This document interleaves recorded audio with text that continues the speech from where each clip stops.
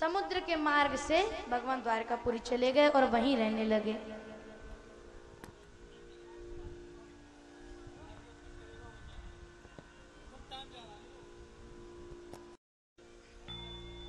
आनर्त देश के एक राजा थे जिनका नाम था रईवत।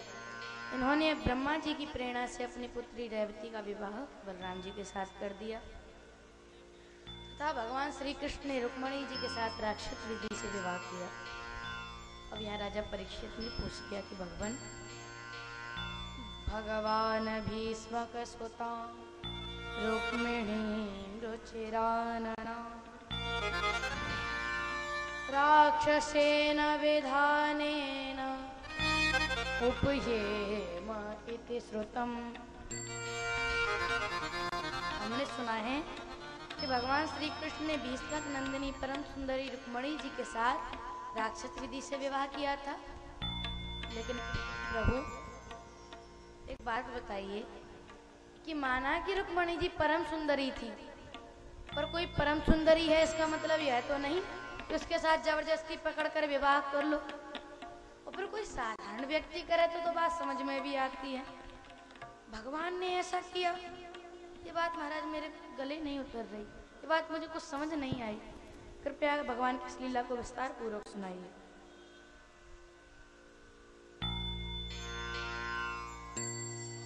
श्री सुखदेव जी कहते हैं कि राजन,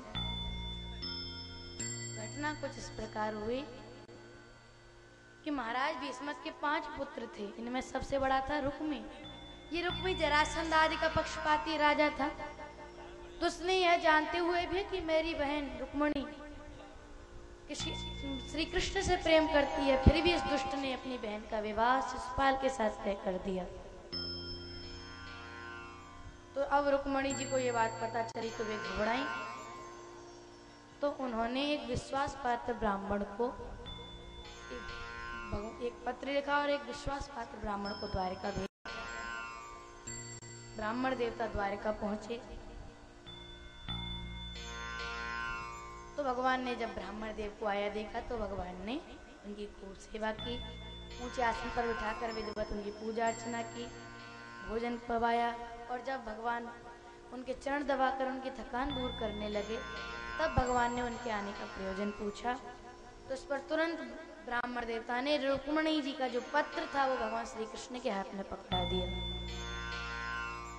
भगवान ने पत्र खोला और जैसे ही भगवान पत्र को पढ़ने लगे, रुक्मणी जी पत्र में लिखती हैं कि श्रुत्वा गुणान भुवन सुंदर सन्वतां ते श्रुत्वा गुणान भुवन सुंदर सन्वतां ते निर्विश्य कर्ण विवरैः हरतो गतापम् रूपं दृशां दृशिमताम् अखिलाटलाभम् त्वय्यच्युता विशति चेत्तमपत्रपम्।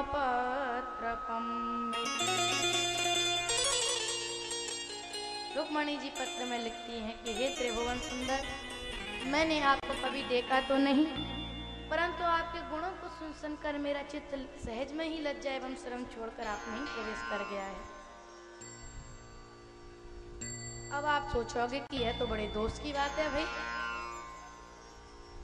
भेंट कभी हुआ नहीं, आमना सामना कभी हुआ नहीं, एक दूसरे को कभी देखा नहीं, जान नहीं पहचान नहीं, और बिना देखे ही प्रेम भी हो गया। तो प्रभु बता दूं, यह मेरा दोष नहीं है, यह तो आपके उन गुणों का दोष है जिन्हें सुनकर बड़े बड़े ऋषि भी आप में आसक्त हो जाया करते हैं।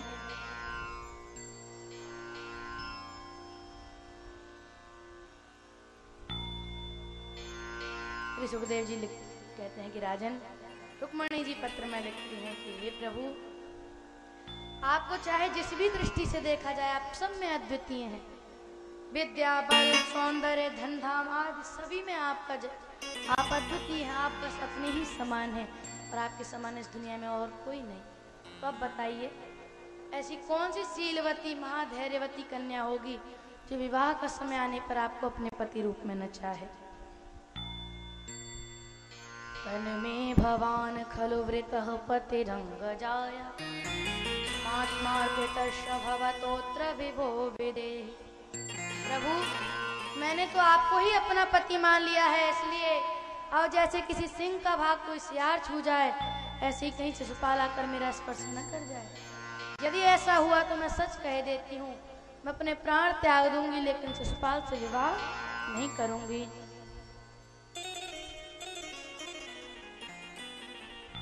प्रभु वैसे तो आप अजित हैं, आप चाहें तो हमारी राजधानी में आकर शिशुपाल जैसे बड़े बड़े नरपति राजाओं का मान मर्दन करके मेरा हरण करके ले जाएं, या फिर एक दूसरी विधि भी है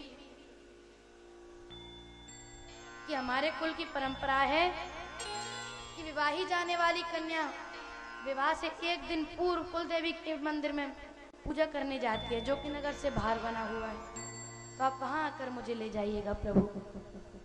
भगवान ने जैसे ही रुक्मणी जी का यह संदेश पढ़ा, क्योंकि भगवान भी रुक्मणी जी से प्रेम करते थे, तो भगवान ने अविलंब बिना देर किए रुक्मणी जी के हृदय के भाव को जान भगवान तुरंत ब्राह्मण देवता को रथ पर बिठाकर विदर्भ की ओर चल पड़े। वहां जाकर भगवान ने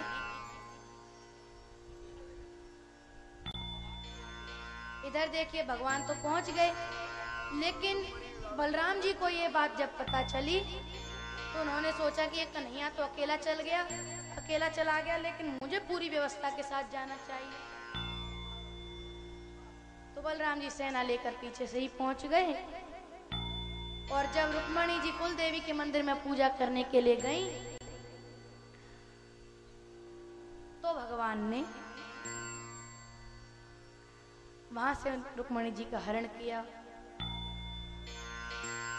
और जब सैनिक पीछे से आ रहे थे शिशुपाल के, क्योंकि उनको पता चल गया था कि श्री कृष्ण आने वाले नगर में आए हुए हैं, तो जब उन्होंने देखा तो वे चिल्लाए कि अरे लेगो पकड़ो पकड़ो भागो भागो।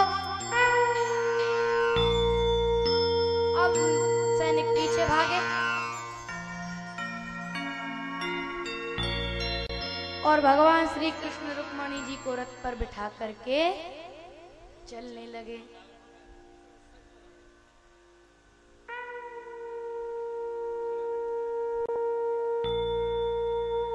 बोले रुक्मणी नाथ भगवान की।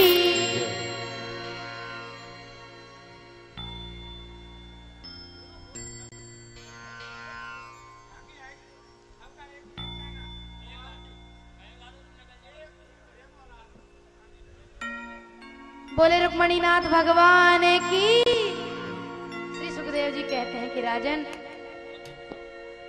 भगवान रुक्मणी जी को लेकर रथ पर बिठाकर चलने लगे। अब शिशुपाल के सैनिक पीछे से चिल्लाने लगे। जब उनको होश आया कि अरे लेगो पकड़ो पकड़ो भागो भागो, और उन्होंने तो पीछे से ही भगवान पर बाणों की वर्षा करना प्रारंभ कर दिया। तो भगवान ने भी पीछे से मुड़कर उनके अस्त्र शस्त्रों को काटकर रुक्मणी जी को ले जाने लगे। अब सैनिकों ने ये सूचना जाकर के शिशुपाल को दी। अब शिशुपाल रोया। तब जरासंध ने उसको समझाया कि तू टेंशन मत ले। जरासंध के समझाने पर अब शिशुपाल ने क्रोधित होकर भगवान के पीछे लग लिया अपनी सेना लेकर। जब बलराम जी को यह बात पता चली तो बलराम जी ने बीच में ही शिशुपाल की सेना का रास्ता रोक लिया, क्योंकि इधर रुक्मणी जी के भाई रुक्मी ने भगवान को मारने की प्रतिज्ञा कर ली थी, तो अब वो भगवान के पीछे भागा। तो इधर बलराम जी ने शिशुपाल को उसकी सेना सहित तहस नहस कर दिया। अब इधर भगवान के पीछे पीछे भगवान दौड़ते चले जा रहे हैं। अब पीछे से रुक्मी आया भागता हुआ, भगवान को गालियां देने लगा।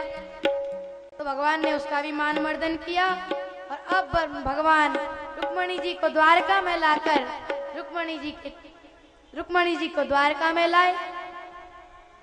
जब ये बात द्वारका वासियों को पता चली तो सारी द्वारका में आनंद की लहर दौड़ पड़ी। सब बड़े प्रसन्न हुए। सारी द्वारका को दुल्हन की तरह सजाया जा रहा है। भगवान श्री कृष्ण एवं रुक्मणी जी के विवाह पर मंगल गान किए जा रहे हैं। तो आइए हम भी भगवान के विवाह उत्सव में शामिल होते हैं।